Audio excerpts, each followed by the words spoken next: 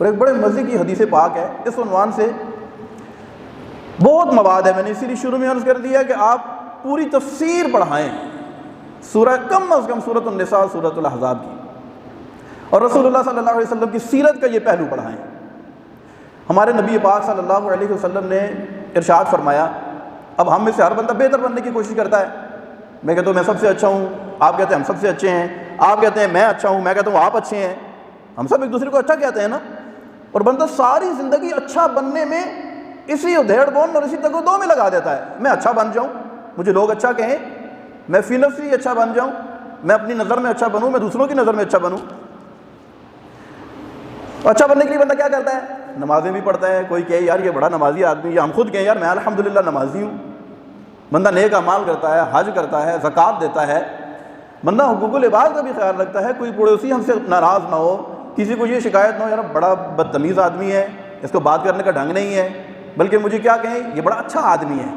یہ بڑا خوش اخلاق آدمی ہے، اس کو بات چیت کرنے کا طریقہ آتا ہے، ہمیں لوگ اچھا کہیں، اچھا بننے کے لیے ہم ساری زندگی گزار دیتے ہیں۔ لیکن رسول اللہ صلی اللہ علیہ وسلم اچھا کس کو کہہ رہے ہیں؟ سنیں ذرا، ارشاد فرمایا خیرکم خیرکم لأہلی،